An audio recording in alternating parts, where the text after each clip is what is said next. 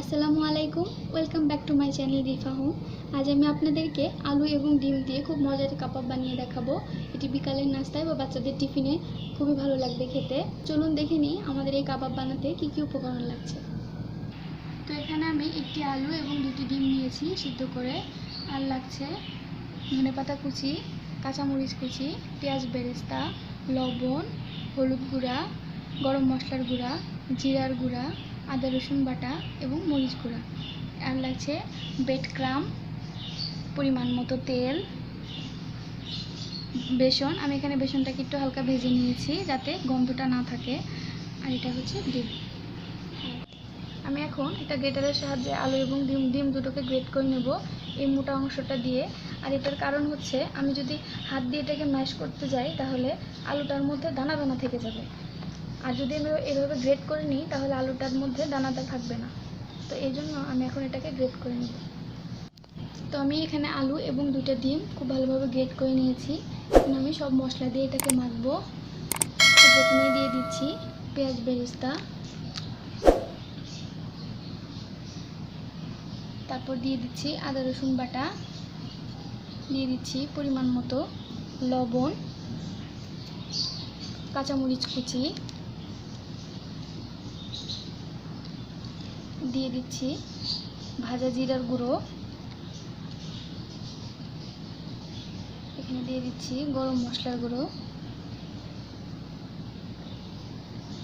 দিয়ে দিচ্ছি স্বাদ মতো মরিচ গুঁড়ো, হলুদ গুঁড়ো এবং ধনেপাতা কুচি।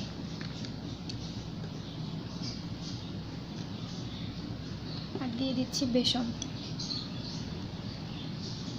এবার আমি সব উপকরণগুলোকে খুব ভালোভাবে মিশিয়ে নেব।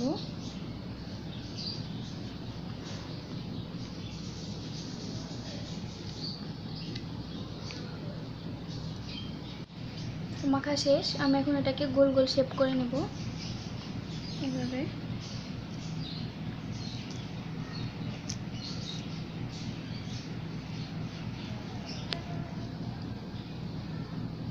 এভাবে আস্তে আস্তে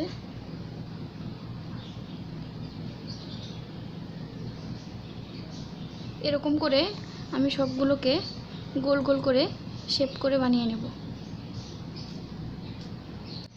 তো দেখুন আমার কাবাবগুলো বানানো শেষ। আমি এরকম গোল গোল করে শেপ করে বানিয়ে নিয়েছি।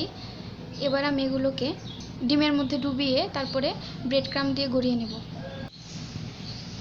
তো আমি এখানে একটা ডিম একটু লবণ দিয়ে ফেটিয়ে নিয়েছি। এবার আমি এই কাবাবগুলো ডিমের মধ্যে ডুবিয়ে এগুলোকে ভালো করে ব্রেড ক্রাম লাগিয়ে নেব।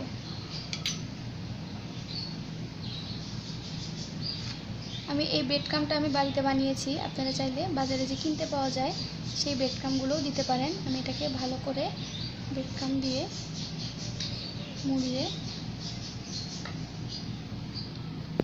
আমি এবার আরেকটা নিচ্ছি। এটাকে আমি এইভাবে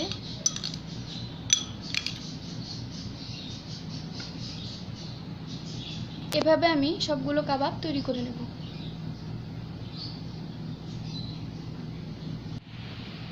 তো দেখুন আমি এভাবে তৈরি করে নিয়েছি। এবার এটাকে আমি ভাজবো।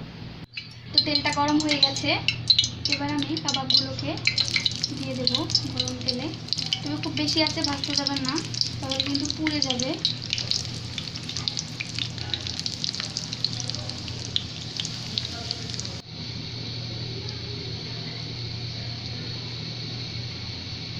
এবার আমি কাবাবগুলোকে একটা একটা করে উল্টিয়ে দেব। এই পাশটা ভাজা হয়ে গেছে।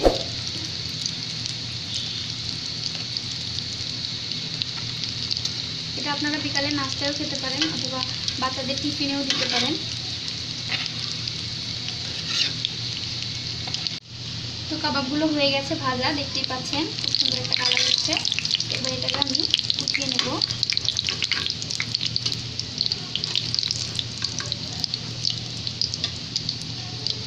তো আমার কাবাবটা রেডি হয়ে গেছে।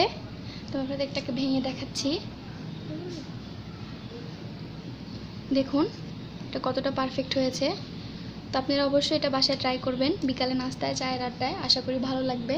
তো আমার রেসিপিটা যদি ভালো লাগে তাহলে অবশ্যই আমার চ্যানেলটিকে সাবস্ক্রাইব করবেন, শেয়ার করবেন, লাইক করবেন এবং কমেন্ট করবেন। আল্লাহ আপনাদের সবাইকে ভালো রাখুক। আল্লাহ হাফেজ।